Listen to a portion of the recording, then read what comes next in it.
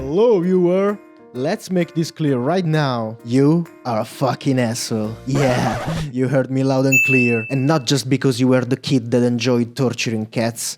You are actively and daily working against the prosperity of the human race. Your behavior contributes to the disruption of the moral conquests we achieved in the past few centuries of civilization, and you are one brick in the giant wall against which common sense and human collaboration relentlessly smash face first. Now that we have cleared this point, let's begin the explanation of why you and all human beings behave like assholes, because, for as much as I enjoy insulting my viewers, it's not up to them to decide how to behave. And now I can hear you activating one of the 2 neurons you have and thinking, "Hey, what the bell? I decide what to do in my life." Okay.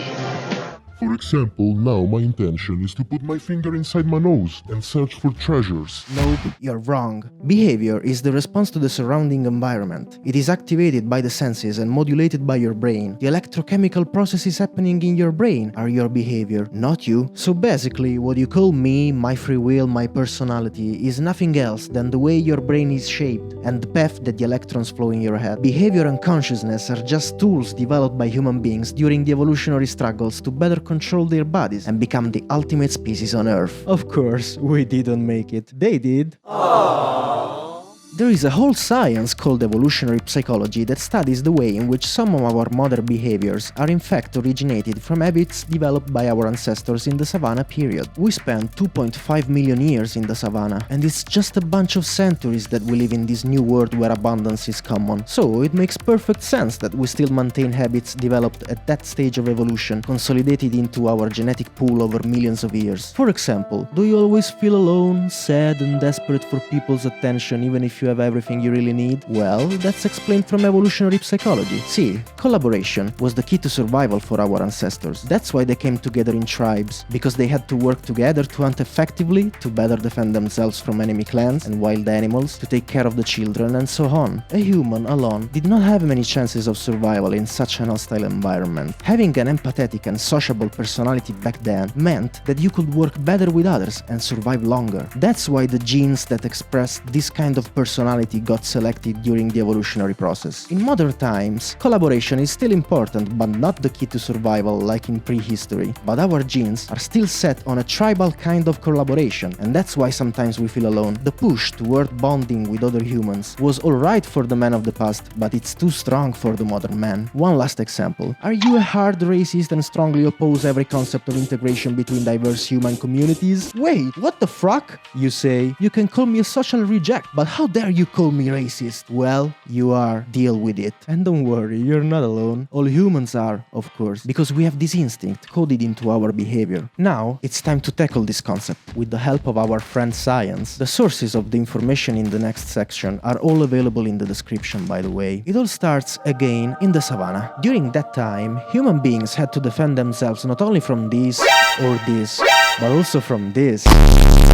Due to lack of proper medicine, infections were among the primary causes of death for our ancestors, and even a simple flu got many people killed each season back then. Much like this season, isn't it? Since our immunological defenses against pathogens are costly and merely reactive, we evolved a set of behaviors aimed at identifying the possible viral threats and proactively avoiding them. This constitutes our behavioral immune system. We'll call it BIS from now on. It works by analyzing perceptual cues coming from senses such as smell and sight, and builds on the experience accumulated during our own evolutionary path. Now, an example of the BIS in action. Our ancestors mainly survived by food that they gathered from the ground and from plants. It was important for them to learn and memorize the patterns in nature that were indicators of dangerous food. For example, the composition status of meat and wild colors in fruit that usually mean poison. The genes that code for a strong ability to learn and memorize those patterns got selected with each passing generation and became part of the BIS. It worked by keeping them away from this kind of food with the activation of unpleasant emotions. Disgusting! Like when you think about eating insects, there is no real reason not to eat them, it's just your BIS that makes you feel uncomfortable. Now, an example in our modern times. When you're on a bus and suddenly a crack addict sits in front of you and starts melting his next dose and the smell of rotten chicken wings and onions overwhelms you, you usually get up and find a different place. Instinctively, your BIS keeps you away from people that may have poor hygiene and could be carrying infections. Unfortunately, our BIS does not activate only when we have evidence immediate cues like in the last examples. It actually also activates based on much more subtle hints. NANI?! Research suggests that any deviation from a prototypical human morphology can be interpreted by our behavioral immune system as an indicator of infection risk. The intensity by which the BIS activates depends on the level of threat perceived by the individual. For example, studies show that people with a long history of strong resistance to infections are in general more sociable to different people because they have a higher threshold of tolerance before considering another person as an immunological threat. Some controversial studies demonstrate that pregnant women tend to adopt a more racist behavior during their pregnancies. Because of their delicate situation, they constantly feel under threat, and this makes them more distrusting of different people because they may be carrying pathogens dangerous to them and the baby. And this is the key. If you feel strong, the behavioral immune system gets inhibited because you do not feel under threat. And when I say strong, I don't just mean healthy, I mean not psychologically fragile. Because if you're in a stressful situation, your brain does not automatically understand that you're stressed just because your boss keeps telling you that you should increase your performances while he's sitting all day long in his office watching Netflix and jerking off. Your brain produces the same chemicals and activates the same responses as if you're under a real threat. Now, there are at least two distinct reasons why foreignness may implicitly connote an increased infection risk. First, foreign people may be host to exotic pathogens that can be especially virulent when introduced to a local population. Second, foreign people may be more likely to violate local behavioral norms that serve as barriers to pathogen transmission in domains pertaining to hygiene, food preparation, etc. Thus, perceivers are likely to be hypersensitive to cues that discriminate between familiar and foreign people, and when those cues are detected, they are likely to trigger the aversive, discriminatory responses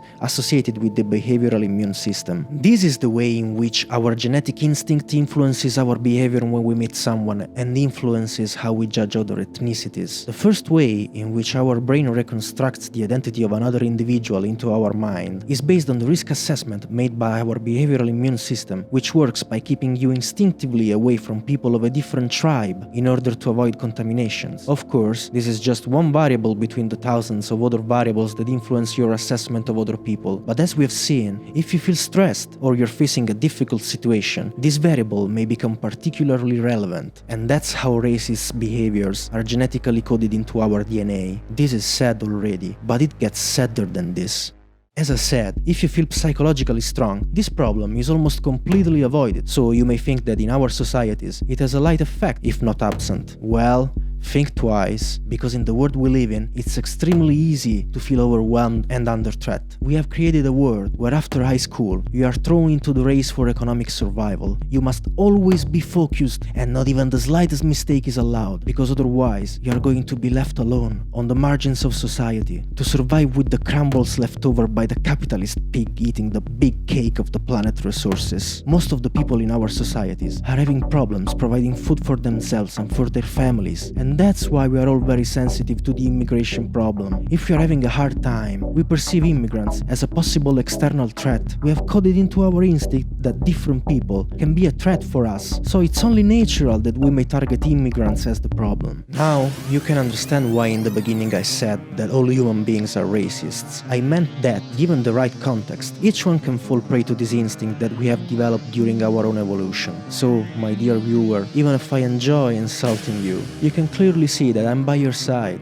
Because I deeply believe that we are not racists on purpose. It's just that we have our brains coded this way, and for sure, the way we have arranged our societies is not doing anything to counteract the problem. The system is instead working to worsen the problem. I think that the real guilt rests on someone else, not on the common people. It rests on who is responsible for arranging our communities. If only politics was focused on creating a more equal world where nobody gets left behind, and where instead of working like a mule all day long, only to barely survive, people could feel happy, having time to cultivate fruitful personal relationships, to be good and present parents, to be caring and selfless friends, then this world will be a much better place, and we will not waste our time hating each other and blaming the immigrants for our pitiful life conditions. And this will be the topic of the next video.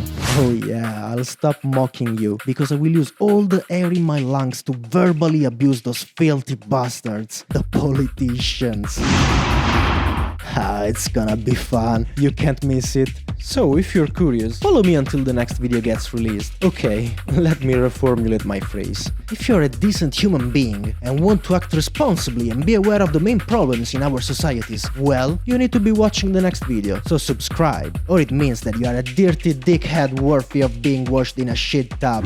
My name is Agonalia, and I would like to deeply thank you for staying till the end of the video. It means the world to me. Now, some updates on the channel. As you can see, the visuals have improved a lot. We have new people working on this project to make the videos appeal to a more mainstream audience. I hope that our community can grow and we can start having conversations in the comments. We will be reviewing and answering each comment. Let's discuss the issues of humankind together. Or just say hello. Bye, my friend.